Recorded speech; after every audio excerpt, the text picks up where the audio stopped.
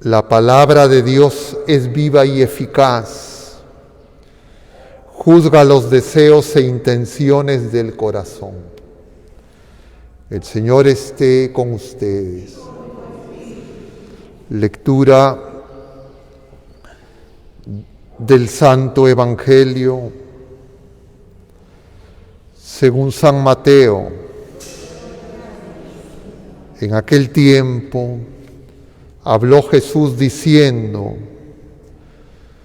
¡ay de ustedes, escribas y fariseos hipócritas, que pagan el 10 de la menta, del anís y del comino, y descuidan lo más grave de la ley, el derecho, la compasión y la sinceridad! Esto es lo que habría que practicar, aunque sin descuidar aquello. Guías ciegos que filtran el mosquito y se tragan el camello.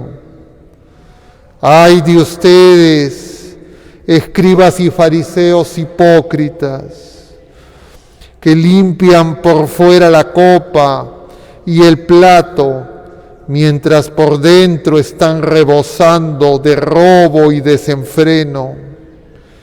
Fariseo ciego, limpia primero la copa por dentro, y así quedará limpia también por fuera. Palabra del Señor. Tomen asiento un momento, queridos hermanos. Estamos ya en este martes de la 21ª semana del tiempo ordinario.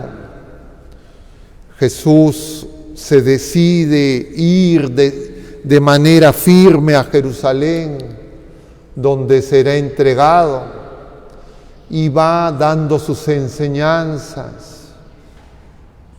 Y como escuchamos hoy, en continuación con lo que debimos contemplar ayer, si no hubiésemos hecho las lecturas de nuestra Madre Santísima María Reina, el Señor está fustigando duramente ya desde ayer, capítulo 23, a los fariseos y los escribas. Y conviene que nos detengamos muy cuidadosamente a examinarnos y a contemplar por qué es tan duro el Señor con los fariseos y los escribas. Jesucristo es manso y humilde, pero las palabras que dirige a los escribas, diríamos, tienen, según la mirada humana, muy poco de mansedumbre. Son palabras muy duras. Y eso no significa que el Señor no ama a los fariseos y los escribas, sino que los fariseos y los escribas representan el corazón endurecido. ¿Y cuál es el problema con los fariseos y los escribas? Al punto que el Señor los critica más duramente que a los publicanos. En comparación a los publicanos, a las prostitutas, donde el Señor les muestra misericordia, se acerca, es cercano. Con los fariseos y los escribas el Señor es muy duro. ¿Por qué? ¿Acaso no son pecados graves los de los publicanos, los de las prostitutas? ¿Qué diferencia hay con el pecado de los fariseos y los escribas? O mejor dicho, ¿cuál es ese pecado de los fariseos y de los escribas que el Señor tiene que dirigirles palabras tan duras? ¿Qué piensa? podríamos responder brevemente, es la autosuficiencia espiritual. Diríamos, ya no confianza en Dios, sino se han adueñado de Dios de manera que lo utilizan para sus fines que no tienen nada que ver con los del Señor. Es una enfermedad espiritual muy grave.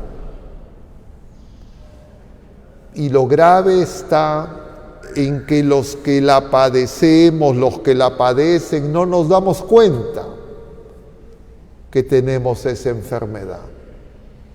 ¿Y por qué no nos damos cuenta? Porque nos hemos especializado en ver en el pecado de los demás.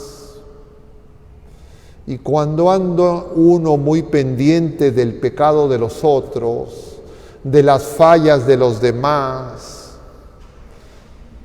como era el error en que habían caído los fariseos y los escribas, uno deja de examinarse, cree que está mejor que los demás, puede pecar de autosuficiencia y de creer que ya está salvado.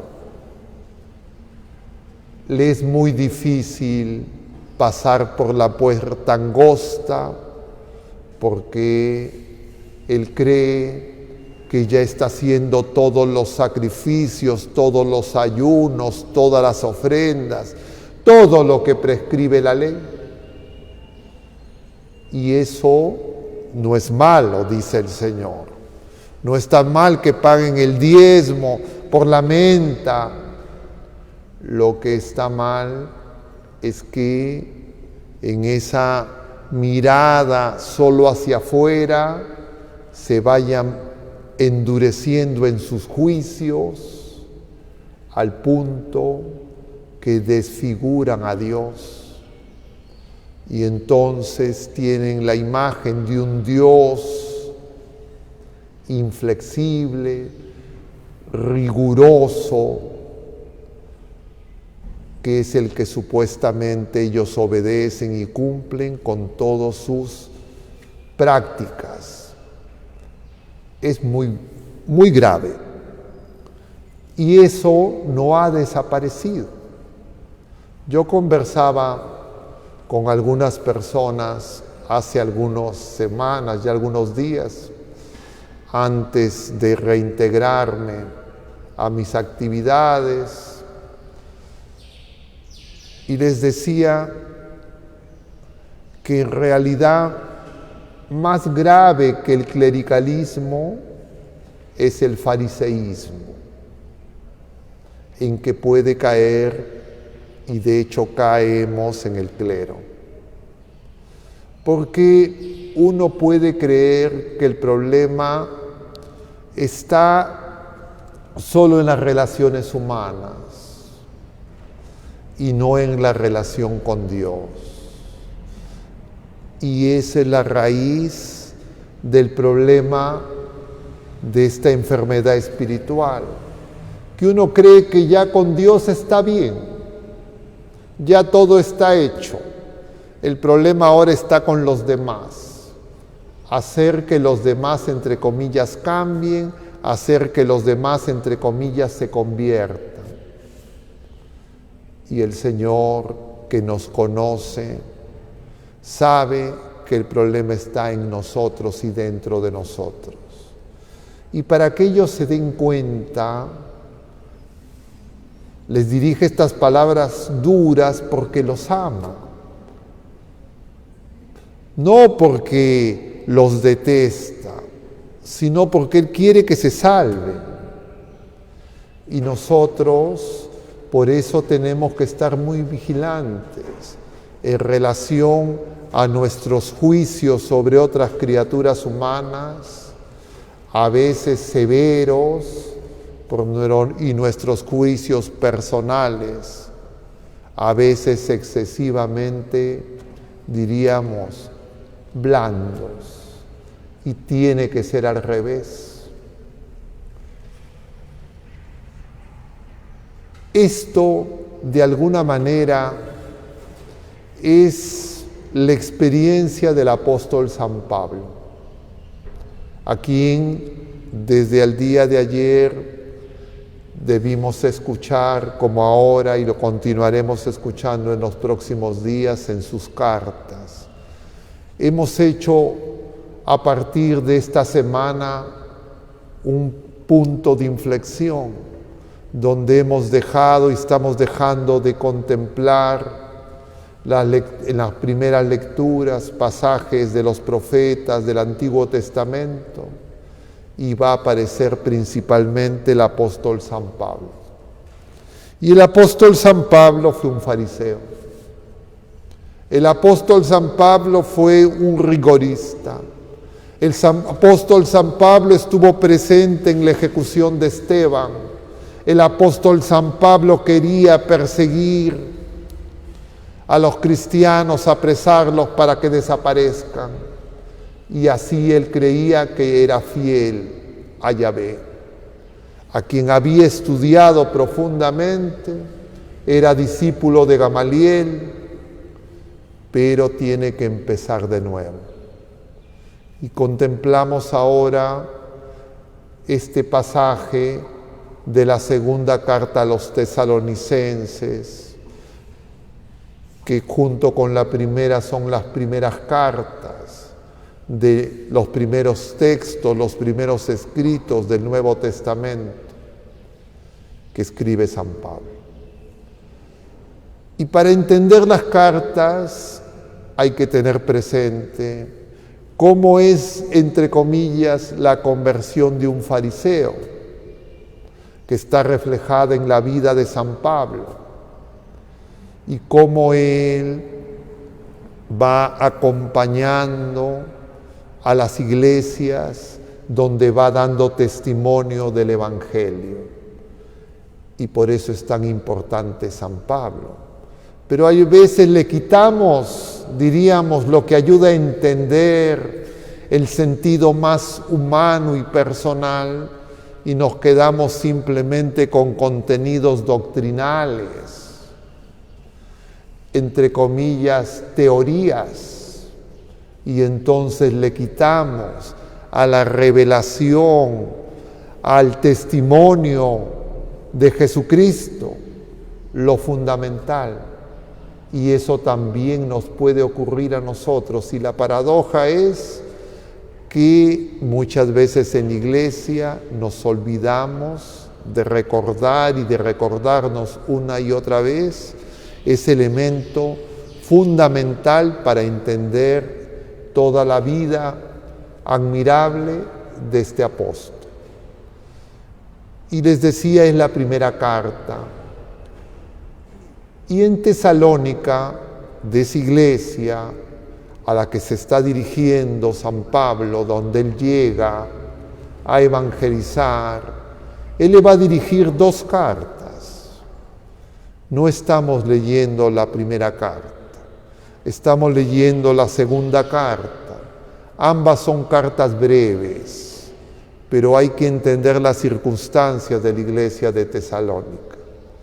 Y lo primero es que es una iglesia que está haciendo esos creyentes un grupo pequeño.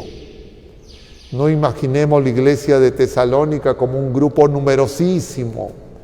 Un grupo pequeño, probablemente como el que está aquí presente, y tal vez algunos pocos más, pero no muy grande, que se reunían y conocieron personalmente a San Pablo. Y San Pablo está preocupado, sabe los peligros que tiene la fe, porque fácilmente puede ser adulterada, puede ser distorsionada, se puede perder.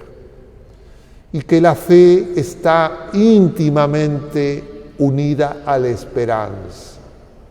Pablo tiene eso muy claro. Nosotros a veces creemos que podemos tener fe y que esa fe no tiene tanto que ver con la esperanza. Y a su vez creemos que la fe y la esperanza no tienen tanto que ver con la caridad, como que son cosas separadas. Y no es así. Así lo entendió San Pablo, así lo entiende la Iglesia, y así nosotros lo tenemos que recordar a nosotros mismos. Porque si no surgen estas desviaciones intelectuales, uno se pone en la situación de ser analista, contemplando desde fuera lo que está pasando, y entonces ve como un espectador de un espectáculo, de un partido de fútbol, y no se da cuenta que el problema está y la fidelidad se libra en un combate terrible dentro de nosotros. Y entonces esta iglesia pequeña es fiel, pero inmediatamente, como ocurre cada vez que alguien, sea quien sea, grupo, persona, familia, empiece a querer ser fiel, inmediatamente va a aparecer incomprensión y persecución. Si no apareciera, yo tendría que estar preocupado. Si es que alguien cree que es fiel y que está siguiendo al Señor, y las personas que están lejos del Señor son absolutamente indiferentes, algo no está bien. Entonces siempre hay persecución de distinto tipo. A veces aparentemente correcciones, aparentemente críticas, aparentemente para que las cosas sean mejor, pero persecuciones que en el fondo tienen su raíz en envidias, en celos, en falta de caridad, en falta de amor y en una relación con el Señor que es utilitaria. Y esa es la raíz de toda persecución. Pero uno se equivocaría si empieza a autocompadecerse y decir, pobre de mí que me están persiguiendo. Lo que uno tiene que darse cuenta es que la persecución, de alguna manera consentida por el Señor, es medicina amarga para que nosotros crezcamos. Porque lo que puede surgir inmediatamente después de la persecución o ante la persecución es la confrontación. Es decir, la división, el odio, el rencor. Y eso es ya la victoria no de Dios, sino del enemigo. Y entonces San Pablo empieza a advertir estas cosas. Va a enviar a Timoteo luego de su presencia, y eso se refiere en la primera carta, y Timoteo le va a decir que se están manteniendo fieles, pero surgen nuevos problemas que motivan la segunda carta.